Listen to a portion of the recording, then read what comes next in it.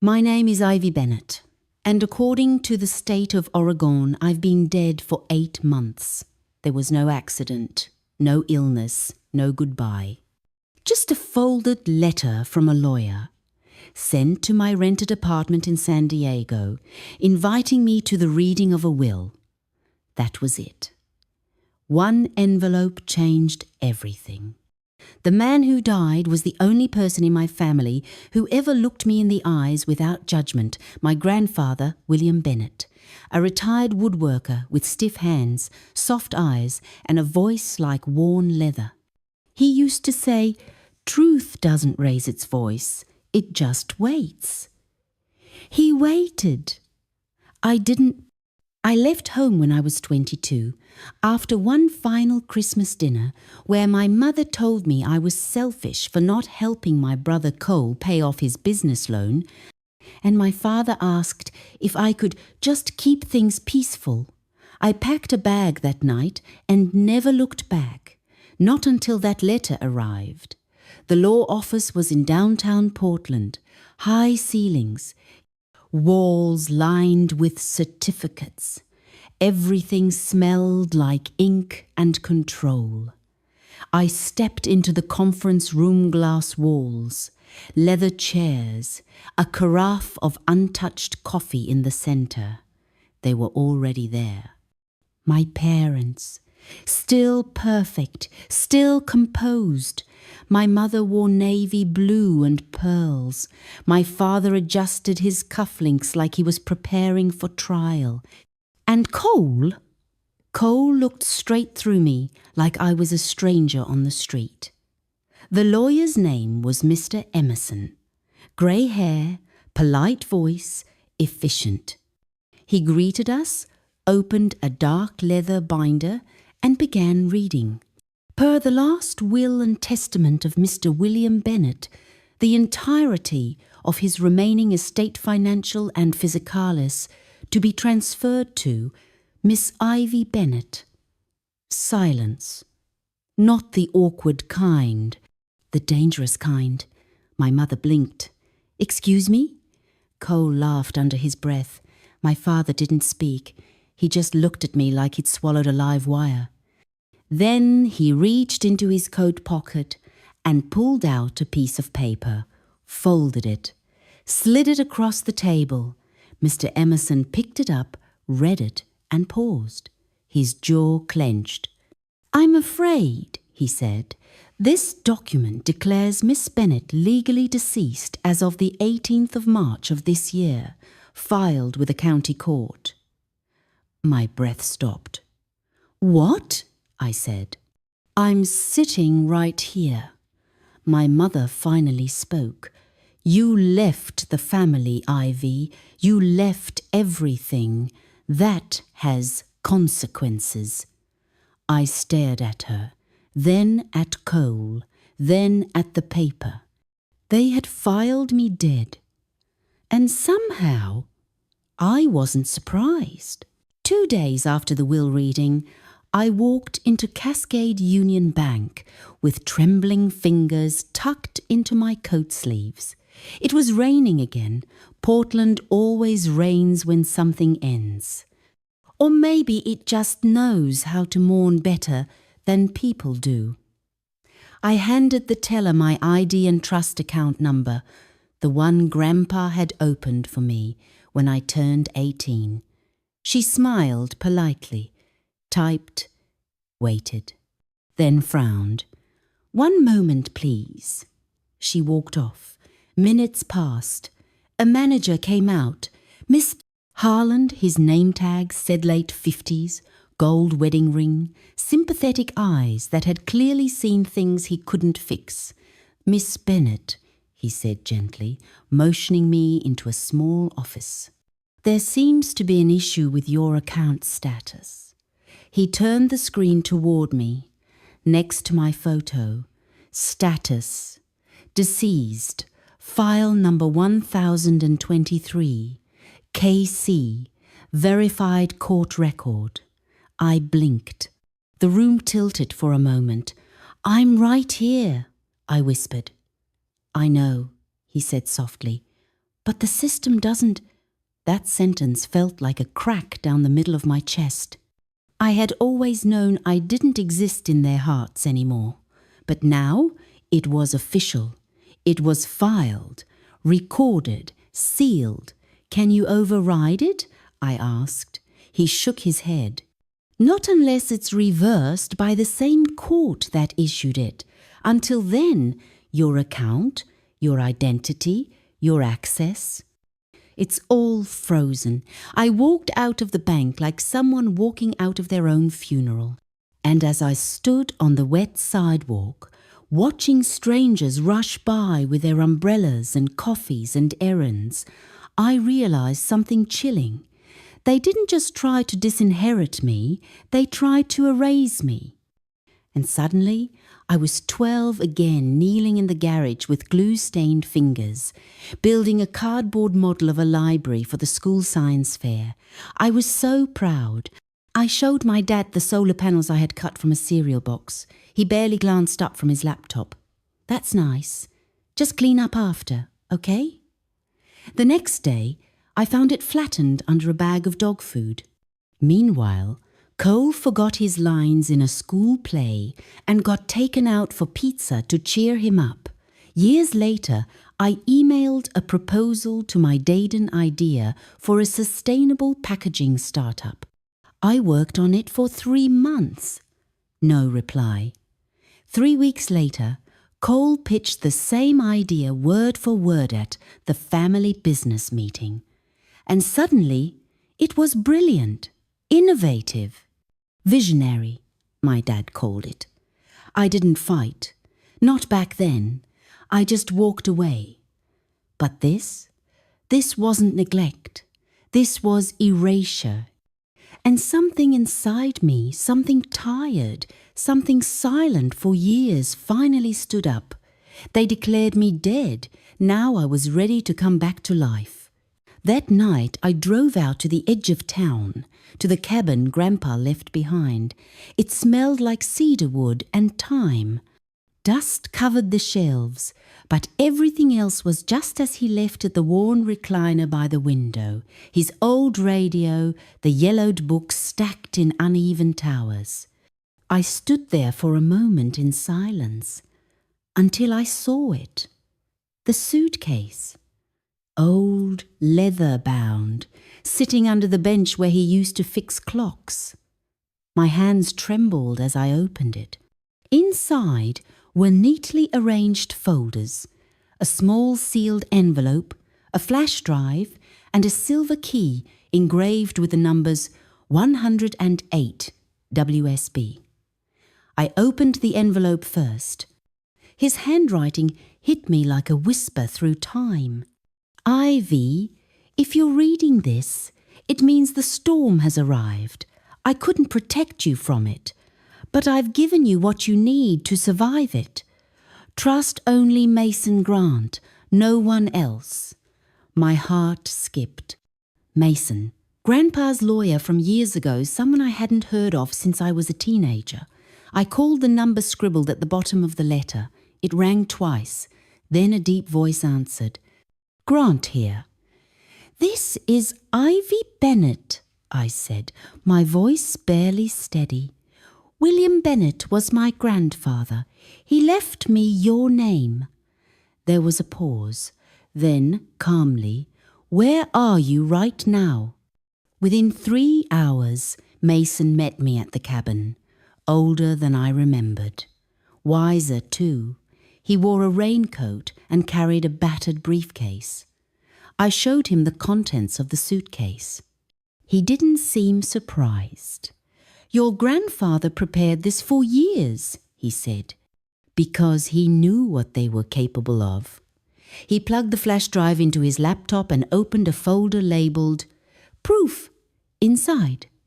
Court documents, scanned banking records, and a scanned copy of a check signed by my father maid out to a retired county judge. My breath caught. That's the judge who signed my death certificate, I whispered. They bribed him.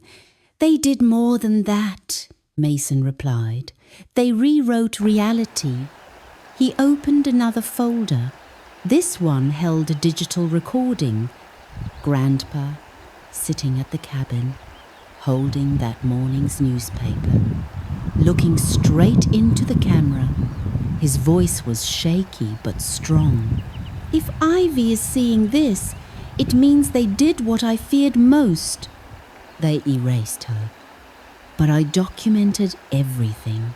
I kept the truth safe.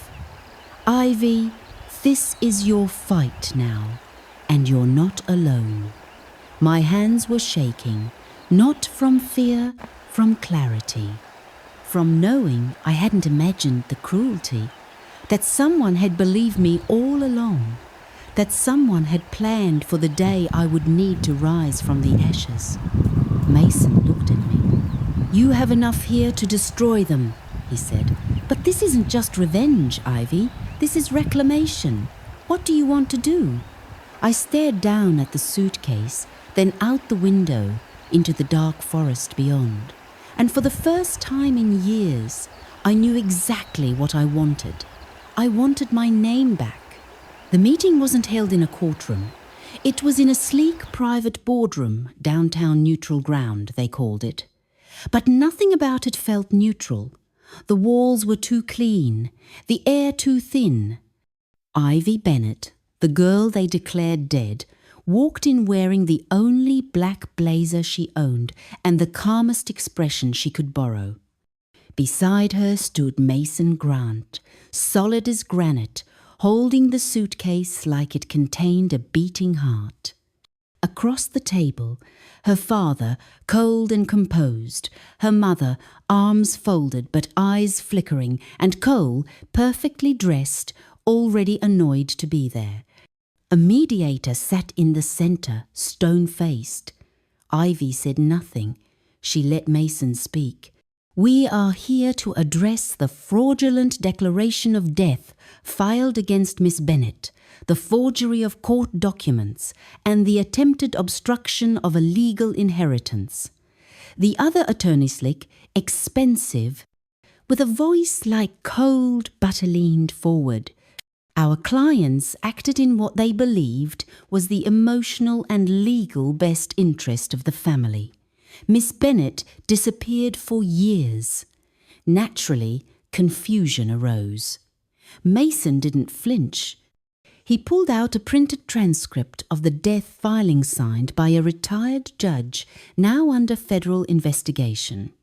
He laid down bank records showing a $75,000 wire transfer from Ivy's father to that same judge, dated 1 week before the declaration.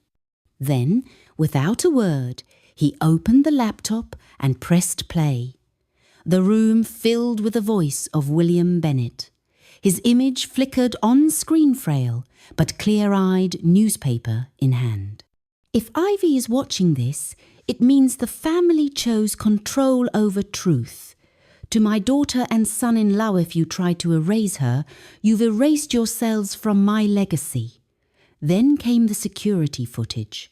Cole and their father standing over Grandpa's hospital bed, papers in hand. Just sign it, old man, or we'll make the rest of your days very long and very alone. The silence after was thick and permanent. The mediator cleared his throat. Do you have a counter-statement? He asked. Ivy's mother looked at her, almost pleading. We didn't think you'd come back. Her father said nothing. Cole stared at the table, jaw locked. Mason stood. Then this concludes the meeting. But it didn't end there. 2 men in plain clothes entered the room, flashing federal credentials. Russell Bennett. Cole Bennett. You are required to come with us for questioning related to judicial bribery, document fraud, and attempted financial coercion. Her father stood slowly. Cole froze, then finally moved. Neither resisted. Her mother sank into her seat like the air had been sucked from her lungs. As they were led out, Ivy didn't flinch. She didn't smirk, didn't gloat. She just looked down at the table where her name had once been crossed out and whispered to herself, "I'm still here. I didn't keep the estate. I didn't want the land, the buildings, or the frozen assets stained with betrayal." I signed them away to a local heritage foundation. Grandpa once supported let them preserve the workshop and his garden the way he would have wanted. But I kept the one thing they all thought I'd forget. The idea. The original business model I drafted in college, the one Cole repackaged and called his own. I rebuilt it from scratch, renamed it Rooted Revival. A platform connecting independent makers, carpenters, potters, seamstresses buyers who cared about craft over branding, people over profit, no glossy ads, no cutthroat margins, just honest work. Authentic connection. Within the first year, we helped over 500 artisans grow beyond survival.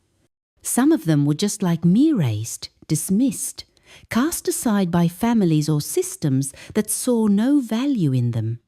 With part of the settlement Mason secured, I also founded the Reclaim Projector nonprofit, offering legal aid to people who'd been financially manipulated or legally silenced by those closest to them. We weren't loud, but we were effective. We stepped in where the courts had failed, where love had been weaponized. And every time someone got their name restored, their voice heard, their stolen life returned, I felt a little piece of myself come back too. One rainy afternoon, I returned to the cabin. It was quiet, except for the creak of the front step and the hush of pine needles swaying outside. I brought a single white rose and a copy of our nonprofit's first annual report. I laid it on Grandpa's old table, next to the suitcase that started it all. Then I walked outside, stood by the marker where we buried his ashes, and said softly, "They tried to erase me, but you planted a seed, and it grew." I didn't cry, not because I wasn't moved, but because I finally felt whole. I turned, walked back down the trail, the wind brushing against my shoulder like a nod from something bigger. Not revenge, not triumph, just peace. I was no longer the girl they declared dead. I was Ivy Bennett, and I had come back to life on my own terms. Sometimes the deepest kind of betrayal doesn't come from enemy. It comes from the people we once called family. Ivy Bennett's story is not just about legal injustice or being erased on paper. It's about something more fragile, more human, the longing to be seen, to be valued, to belong somewhere without having to shrink who we are. When the very people meant to protect you choose control over love, silence over truth, it breaks something inside. But it also creates space, space for something new. Ivy didn't fight to be accepted back. She didn't chase their approval. She chose to reclaim herself quietly, powerfully. And in doing so, she became more than they ever allowed her to be. The lesson here isn't about revenge. It's about restoration. About remembering that no one knot, even blood, has the right to define your worth or erase your voice. You are not who they say you are. You are who you choose to become, even after they turn their backs, especially then. If you've ever felt unseen, unheard, or made small by those who should have loved you the most, this space is for you. You're not alone, and your story still matters. Share your thoughts below. Has Ivy's journey reminded you of something in your own life? Like this video if it moved you. Subscribe to our channel for more stories of quiet strength and healing. Wishing you peace, clarity, and the courage to walk in your truth. You deserve nothing less.